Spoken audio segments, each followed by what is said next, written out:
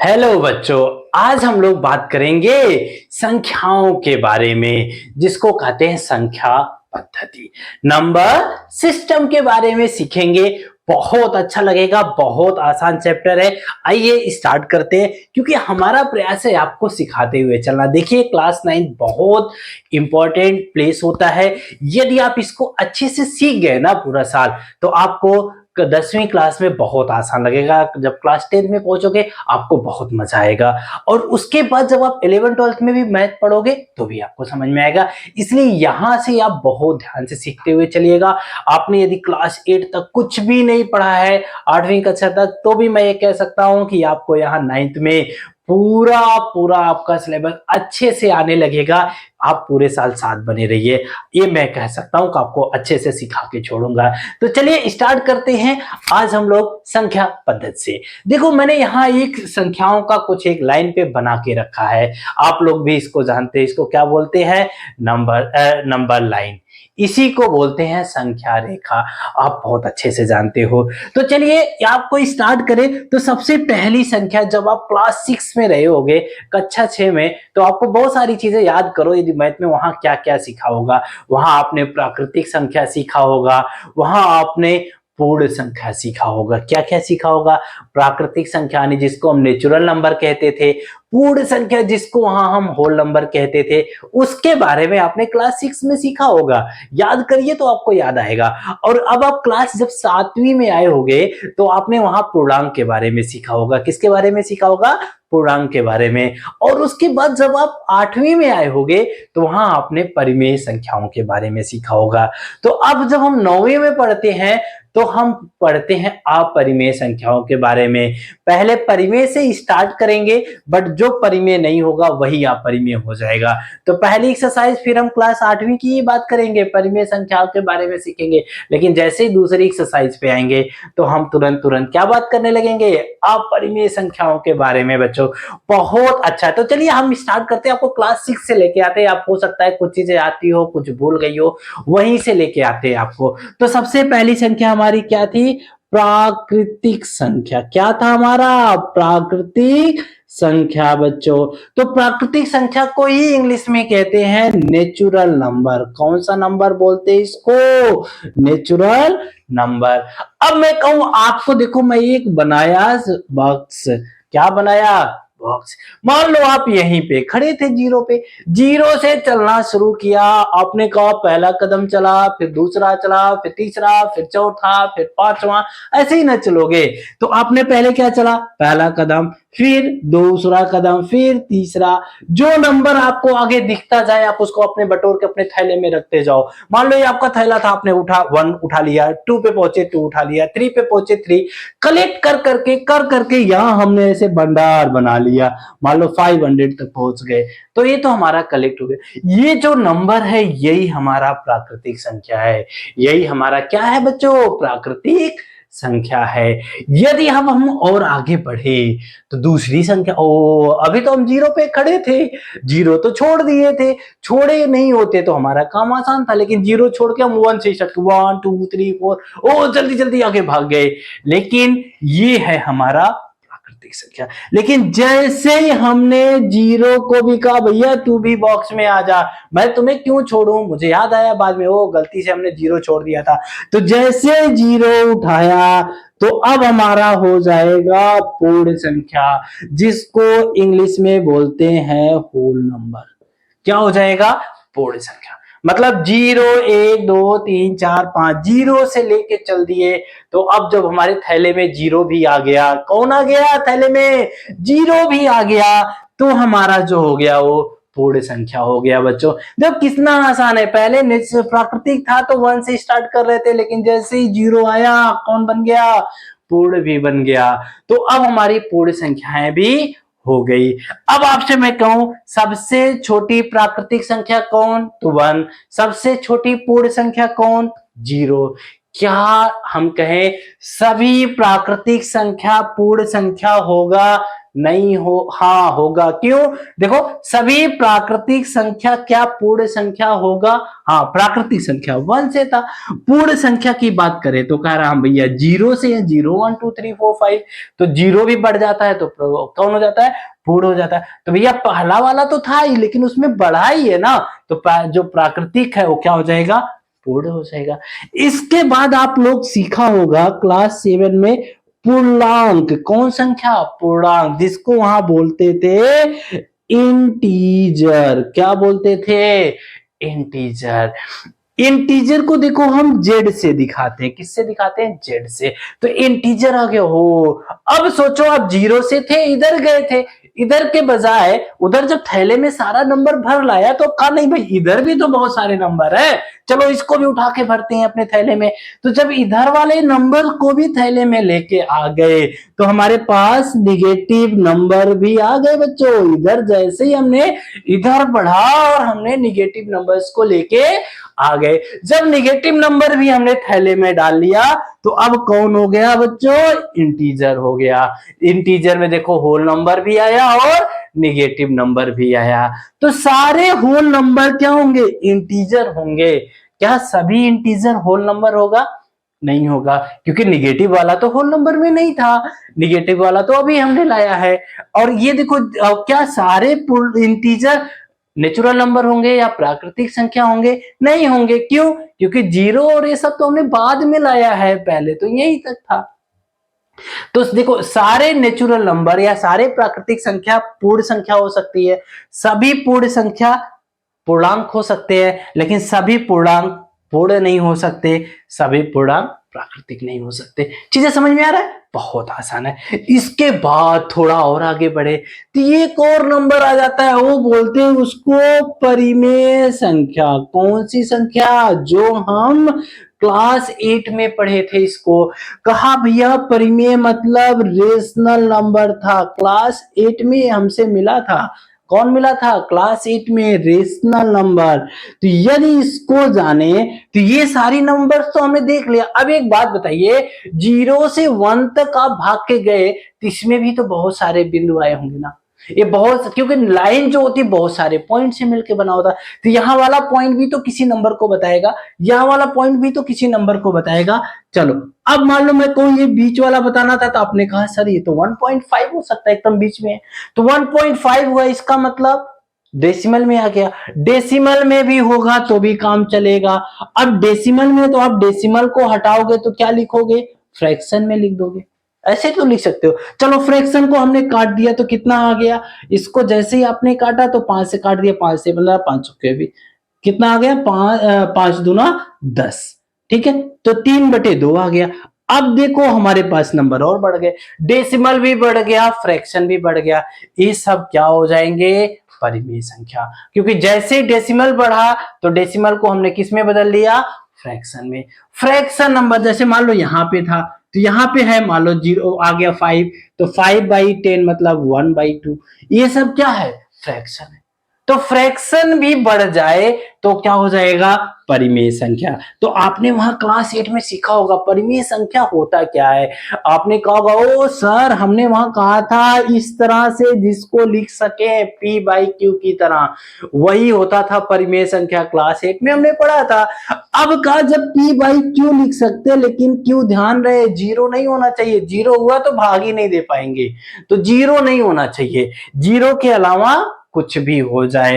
अब चलो, और P और Q दोनों क्या हो? दोनों पूर्णांक हो, दोनों पूर्णांक हो। दो कंडीशन होना चाहिए, Q 0 नहीं होना चाहिए और PQ पूर्णांक होना चाहिए। तो ये कौन सी संख्या हो गई? परिमेय हो गया।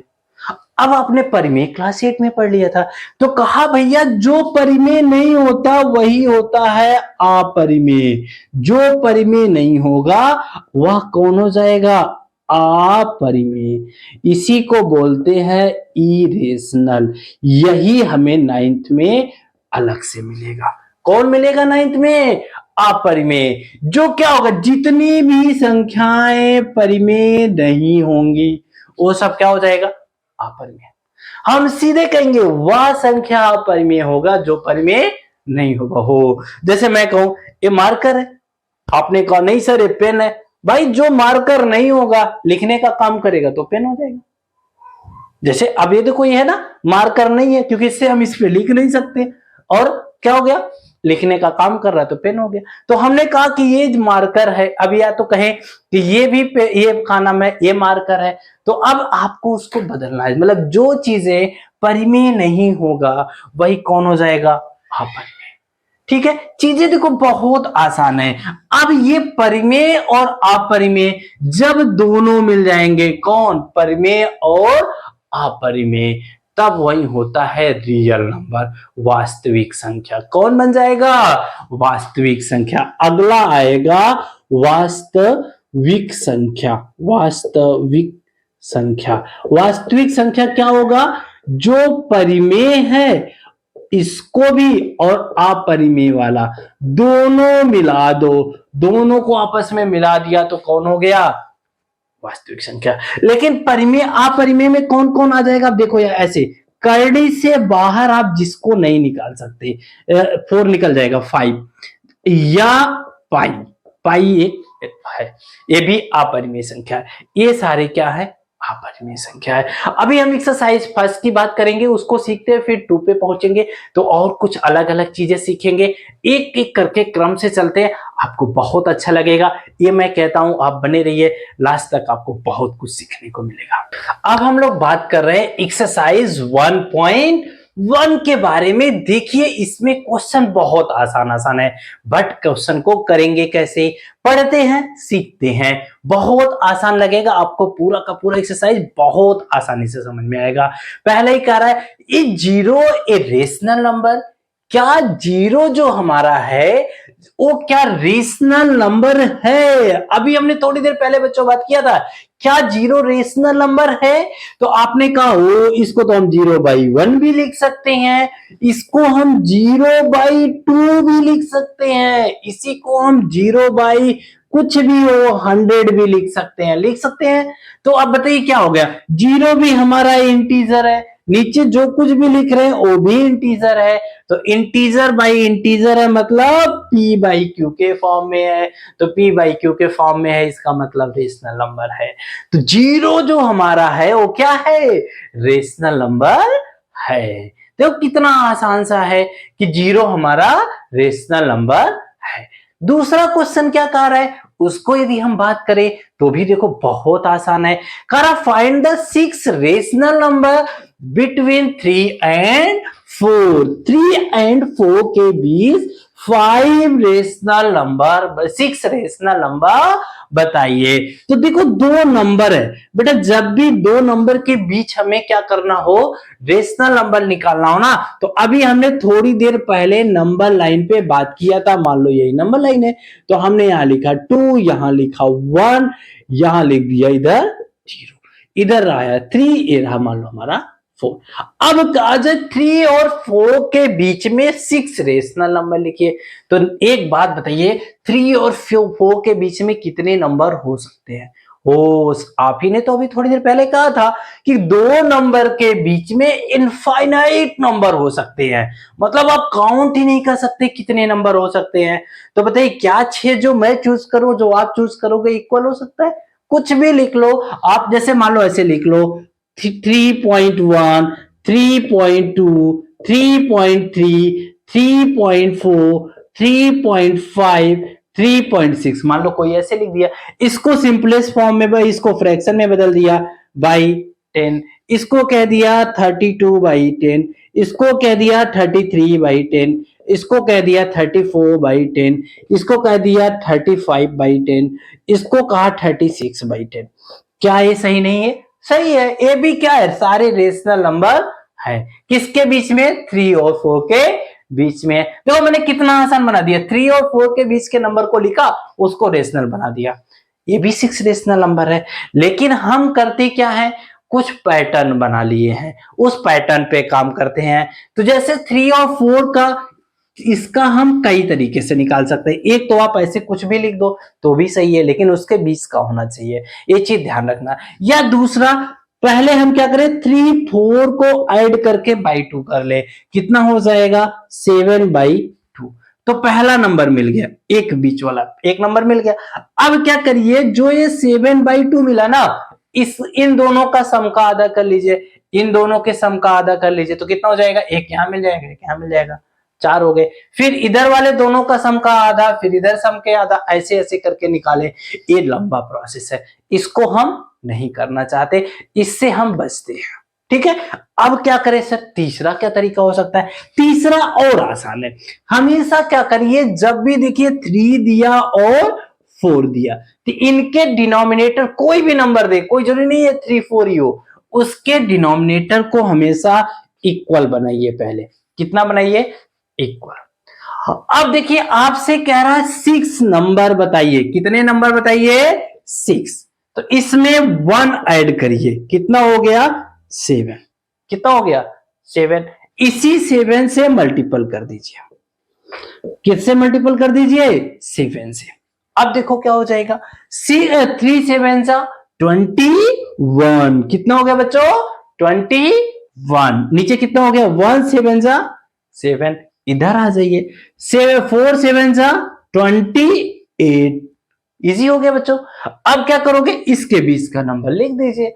अब देखो बहुत आसान, कितना, 22/7, 23/7, 24/7, 25/7, 26/7, फिर 27/7। देखो 6 नंबर हो गए ना, इजिली आपको मिल गया।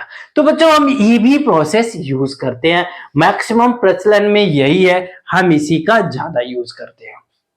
ऐसा नहीं है कि आपने पहला वाला यूज किया तो गलत हो जाएगा, दूसरा आपने यूज किया तो गलत हो जाएगा, नहीं, सही वो भी है, लेकिन हमारे प्रचलन में ये ज्यादा है, ज्यादातर लोग इससे करते हैं, इसलिए इसी पे काम कर लोगे तो भी ठीक है। क्लियर हो गया यहां तक? अब तो 2 क्वेश्चन हो गए, तीसरा क्या कह रहा है उसके बारे में बात कर लेते हैं। अभी देखोगे बहुत आसान लगेगा, बहुत आसानी से आपको समझ में आ जाएगा। थर्ड एक्सरसाइज, जो थर्ड क्वेश्चन है वो क्या कह रहा है, find 5 rational number between 3/5 and 4/5। 3/5 and 4/5। ओ, यहां भी डिनोमिनेटर इक्वल दिया है, तो हमें तो कुछ ज्यादा करना ही नहीं है। अब कितना कह रहा है, 5 कह रहा है, तो 5 में 1 ऐड कर लीजिए, कितना हो गया बच्चों, 6 हो गया। एक चीज यहां ध्यान रखना है, इस 6 से यहां मल्टीपल कर दीजिए, चीजें आपको आसानी से मिल जाएगा। अब क्या हो जाएगा, 6 3 जा 18 और 5 6 जा 30, इधर आ जाइए, 6 4 जा बच्चों 24, 5 6 जा 30। अब इसके बीच का नंबर लिख दीजिए, आपको इजिली आंसर मिल जाएगा, 19/30, 20/30 बच्चों, 21/30, 22/30, फिर 23/30। देखिए 5 नंबर आ गए ना, ये आपको आसानी से आंसर मिल जाएगा। देखो चीजों को समझ लीजिए, जब भी आपको जितना कहे उससे एक ज्यादा लेके जाइए और उसी से ऊपर नीचे मल्टीपल कर दीजिए, आसानी से आंसर मिल जाएगा। चलिए आइए अब हम लोग बात करते हैं थर्ड क्वेश्चन के बारे में, फोर्थ क्वेश्चन के बारे में क्या कह रहा है क्वेश्चन नंबर 4 हमारा। क्वेश्चन नंबर 4 भी कुछ ज्यादा नहीं है बच्चों, बहुत आसान है, बस हमें सिर्फ समझना है। कह रहा state whether the following true और false, give the reason of the answer. First, every natural number is a whole number. Every natural number is a whole number, पहले ही हमने बॉक्स बनाया था जब कहा था नेचुरल नंबर में हमारा ए थैले में 1 2 3 ऐसे नंबर आते हैं, और होल नंबर के थैले में हम क्या कहते थे, 0 सिर्फ बढ़ा देते थे तो हमारा क्या हो जाता था, होल नंबर हो जाता था। तो बताइए अब सभी नेचुरल नंबर क्या होल नंबर है? हाँ, every natural number is a whole number. True है, क्यों ट्रू है, ऑल नेचुरल नंबर्स आप ऐसे बना दीजिएगा, देखिए all natural numbers are whole number. फिर दूसरा क्या हो गया, every integer are a whole number. No, integer में क्या था, इंटीजर में आपको समझिए, मैं एक और बनाऊं तो इंटीजर के लिए हमने क्या कहा था, 1 2 3 4 5 ये तो जीरो से होते ही थे, लेकिन -1 -2 -3 निगेटिव वाले भी होते थे। पॉजिटिव वाले तो होते ही थे, लेकिन निगेटिव वाले भी होते थे। तो क्या ये निगेटिव वाले होल नंबर है? नहीं है। इसलिए every integer is not a whole number. फिर कह रहा है every rational number is a whole number. No, क्योंकि क्या हो गया, रेशनल नंबर क्या होता है, इंटीजर और फ्रैक्शन को भी यदि हम मिला दें, डेसिमल को भी मिला दें, एक तरह से कह सकते हो डेसिमल ही तो फ्रैक्शन में कन्वर्ट है, फ्रैक्शन को भी मिला दें, ऐसे 2/3 5/6, तो जो नंबर मिलते थे वो थे हमारे रेशनल नंबर। तो रेशनल नंबर और बड़ा, तो सारे रेशनल नंबर भी होल नंबर नहीं होंगे बच्चों। तो बहुत आसान लगा होगा आपको, पहली एक्सरसाइज आसानी से समझ में आ गया होगा, आप आसानी से कर सकते